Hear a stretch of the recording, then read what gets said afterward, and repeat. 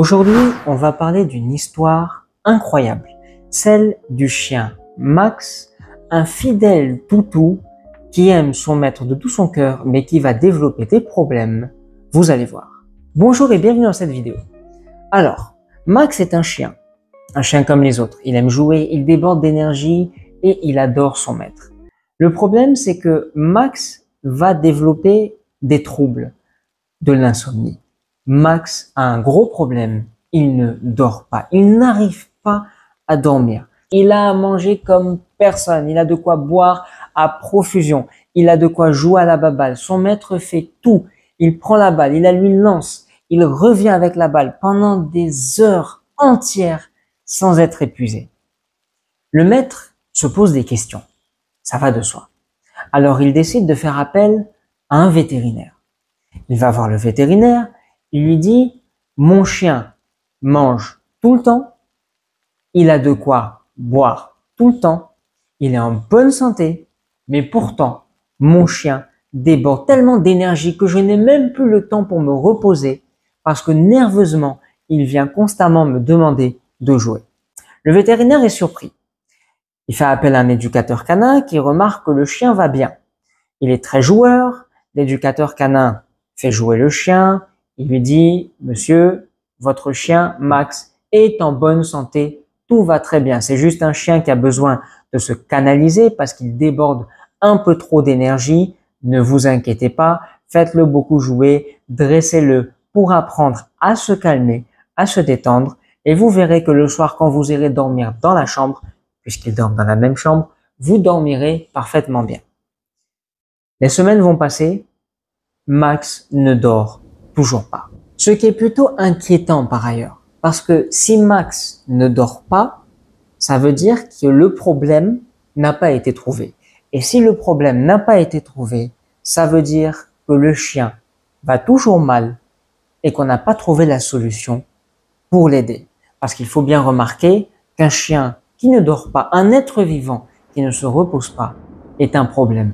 Et pour lui, et pour son entourage. Le temps passe pour Max. Et le chien commence, avec les mois, à développer de la nervosité. Là, le maître est formel, le problème est beaucoup plus grave que prévu. Il refait appel à un autre vétérinaire, lui demande de venir sur le champ. Le chien vient de tomber sur le sol. Il est inerte. Il pense à un arrêt cardiaque, il se précipite. Le vétérinaire arrive, il ouvre la porte, il voit le chien, il le soulève et l'emmène dans son cabinet. Les heures passent. Que se passe-t-il depuis des mois? Mon chien ne va pas bien, je n'ai pas trouvé la solution. J'espère qu'il ne lui est rien arrivé de grave. Le vétérinaire revient. Un peu triste, mais tout de même, le chien s'en est sorti. Il annonce la bonne nouvelle au propriétaire qui saute de joie, demande à voir le chien et le propriétaire va voir le chien. Une fois fait, le propriétaire voit les yeux de son chien. Le regard est hagard et le maître n'a pas les mots pour décrire la scène d'un animal qu'il aime, qui est son meilleur ami, qui est son fidèle compagnon. La scène d'un ami qui se meurt. Le chien avait l'air en bonne santé, avait l'air de déborder d'énergie.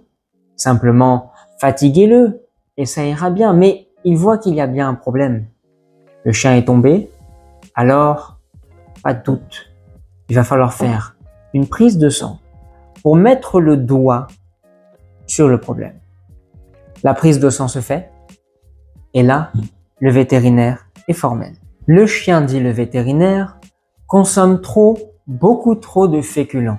Dans sa prise de sang, effectivement, on remarque un fort taux de sucre, un fort taux précisément de glucides.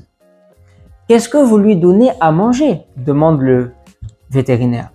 Et là, le propriétaire répond, je lui donne beaucoup de riz, de pâtes, je lui donne du pain, je lui donne mes restes de pommes de terre, de patates douces.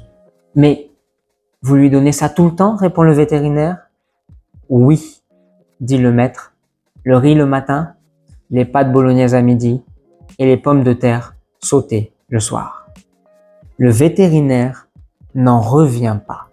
Comment le maître peut-il être aussi à côté de la plaque sur la nature même de son chien? Le vétérinaire donne donc un conseil au maître. Supprimez les féculents. Les animaux sont par nature soit omnivores, soit frugivores, soit herbivores, soit carnivores, en fonction de la race, en fonction de l'animal. Le chien, dit-il, est carnivore, mais il peut avoir des tendances omnivores. Ne lui donnez pas du riz tous les jours, donnez-lui de la viande. On ne peut pas nourrir un chat avec des fruits, on ne peut pas nourrir un chien uniquement avec du riz. 80% de son alimentation doit être riche en viande. Les chiens, quand vous regardez leurs canines, sont omnivores. Le maître ne comprend pas. Il va au supermarché, il achète du pâté pour chien. Il nourrit son chien avec. Le chien commence à aller mieux. 3 mois après, le vétérinaire rappelle. Est-ce que le chien s'est rétabli? Est-ce qu'il va mieux? Oui, docteur, il va mieux. Très bien. Amenez-le-moi, je refais une prise de sang. Et là, le vétérinaire se rend compte que le chien est en très bonne santé. Il se rend compte que le chien dort mieux, de par les dires du propriétaire, du maître plutôt, mais surtout de par la qualité du poil du chien, par le fait qu'il n'est plus nerveux, qu'il est très calme, que quand il joue, il se fatigue, il prend du temps pour dormir dans la journée. Effectivement, il trouve quelques produits chimiques dans le sang du chien, mais bon, les produits sont industriels, donc pas forcément bio. Alors il conseille au maître de prendre parfois un peu de viande, de les lui donner. Le maître le fait, et dans les années qui ont passé, le chien, Max, est resté en bonne santé. Il a une vie merveilleuse avec son propriétaire et tout va bien. Quelle est la morale de cette histoire? Quelle est la morale de l'histoire de Max et de son propriétaire, Max, le chien qui ne dormait jamais? Eh bien, c'est aussi simple que ça. Tout nourrit l'estomac, mais pas forcément le cœur. On peut prendre de la matière pour caler l'estomac, mais cette matière nourrit-elle vraiment le cœur et l'esprit?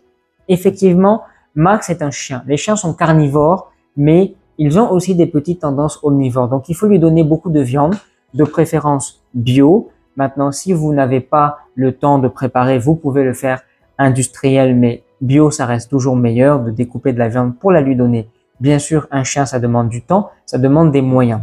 Le propriétaire ne s'est pas rendu compte qu'un chien, ça ne mange pas de riz, ni de pâtes, ni d'attiéké. Pourquoi? Parce que ce n'est pas sa nature.